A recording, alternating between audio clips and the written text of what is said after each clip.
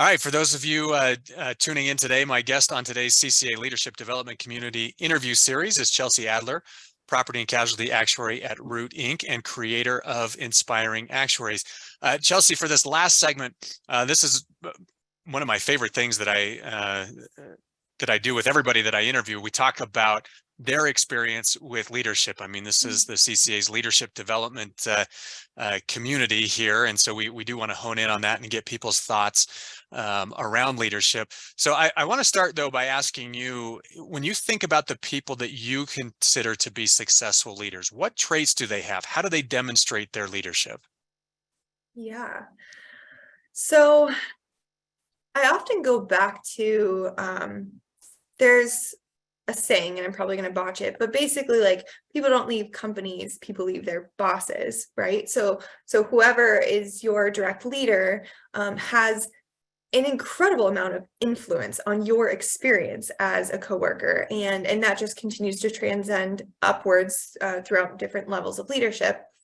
And I have been so unbelievably blessed in my experience, working professionally so far, that all of the bosses and leaders that I have had are people that have really invested in me personally. And I think what makes people feel valued and makes them want to work hard on the job is when they feel seen and like they matter outside of just the work that they can do. And I've just had really incredible bosses and leaders who demonstrate the value in getting to know people on an individual personal level. I remember one of our VPs at State Farm, and especially in a much larger corporate environment, there can be this feeling of like, oh, well, I can't go talk to that person. Like, they're so much higher in leadership than I am. And she always made it a point with every single new hire to like sit down one-on-one and talk to each one of them and get to know them. And like, obviously that would be a huge time commitment for her, and she has so many other priorities, but that was something that just really impacted me and set the tone for the culture, I think, for the entire department and for my experience. And so there are a lot of things I think you can do as a leader, but at the end of the day, if you are genuinely caring about your people and you're intentional to get to know them on a deeper level and just prioritize caring for them, I think that just goes a really long way. Yeah, no, 100% agree. And it's amazing the difference that can make in other people's lives as well. Yeah. I mean, I think you can be the best coach in the world, but if people don't feel like it's genuine or that you care about them, it's not going to really be super impactful long term. Which takes time, right? I don't think you can show that genuine love and concern unless you're actually spending time with people, which Yeah. can be a challenge, right? Sometimes when we've got work that needs to be done, and you've got to balance that with other priorities and things on your schedule, but that has to be a priority, right? Yeah. I love that. I think that's a great insight. So who are some of your role models when it comes to leadership? I mean, you talked about these people that, as far as successful leaders, the people that care about other people. So who are some of these role models in your life when it comes to leadership? And maybe more importantly, how have you tried to emulate their examples? Yeah, I mean, I think the first person that immediately comes to mind that I shared about earlier is my father. I mean, he's one of the biggest role models in my life, and the way that he has modeled out Christ's love in his life, and the way that he just intentionally prioritizes caring for people is something that has really impacted me long term. I also had, in addition to some wonderful, bosses and leaders in the corporate environment, I was really fortunate to have a mentor in college who was with me for all 4 years. And she was so incredible in the way that, like, I know now that she's probably meeting with, like, I don't know, 100 students per week, but in the 30 minutes to an hour that I was with her, I felt like the most important person in the world. Like, she just had a way of, like, I mean, she would listen because she actually genuinely cared about you. She wasn't, trying to like rush off to the next thing or think about the next question she was going to ask. Like, she just had a way of being with people that made you feel so cared for and so valuable. And that's something that I've tried to really emulate in my leadership style ever since. How do you do that? Because that does not come naturally to a lot of people, right? Right.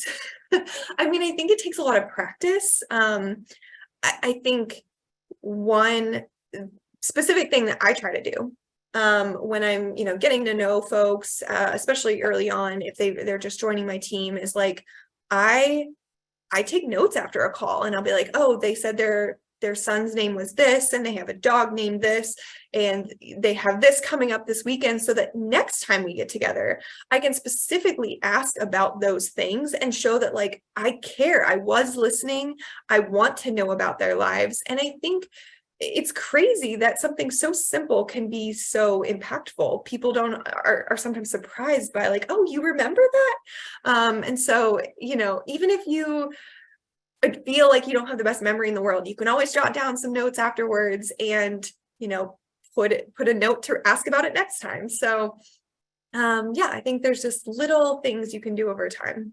But it sounds like what you're saying is you got to be intentional about it, right? Yes. I think at the end of the day, a lot of this does not come naturally. I'm a huge to-do list person. Like, if I don't have something written down, I probably won't do it.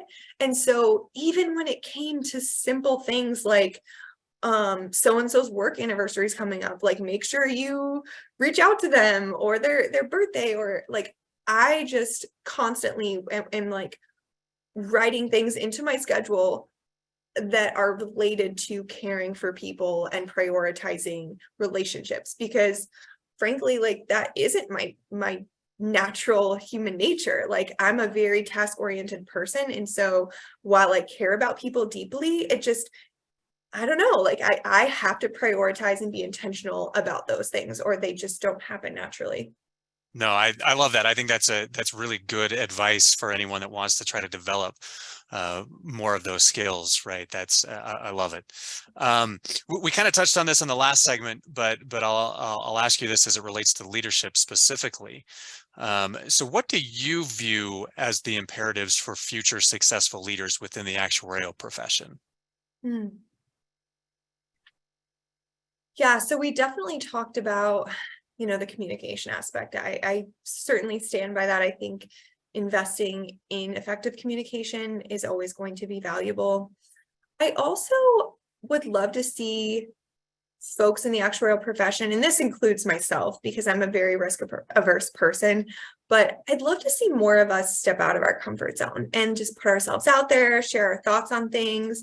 I mean, I have gotten a little more comfortable doing that with my blog and through the Inspiring Actuaries platform over time, because like I said before, the more you do something that's out of your comfort zone, slowly over time, you'll get more used to it and be able to push farther on those boundaries. But yeah, I would love to see us as a profession putting ourselves out there, being vocal about the skills that we bring to the table and how we can contribute positively to society, both in actuarial roles, but in non-actuarial roles. I think actuaries, the training we go through can position us for success in so many different realms. And I just really want to see us take hold of that and take ownership of the opportunities that we really should have because of the skills and the knowledge that we've acquired.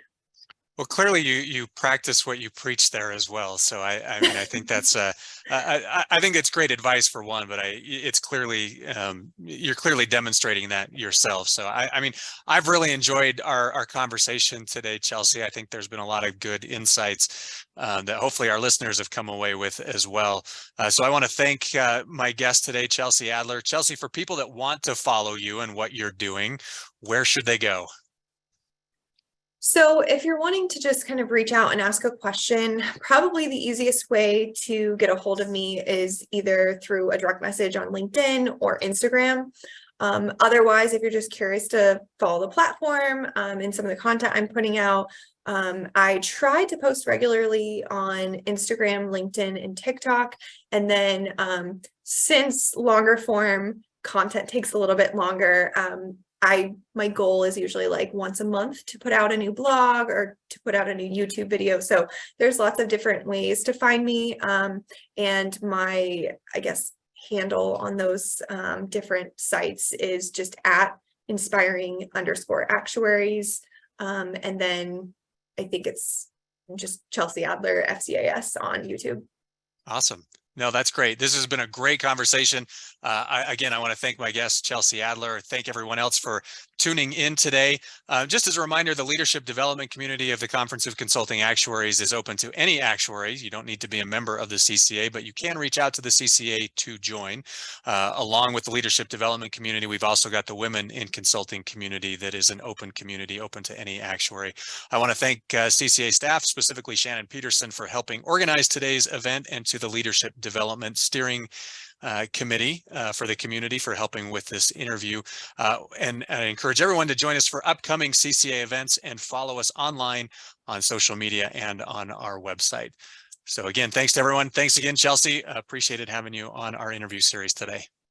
My pleasure. Thanks so much for having me, Michael. And thanks again for everyone who joined. Thank you.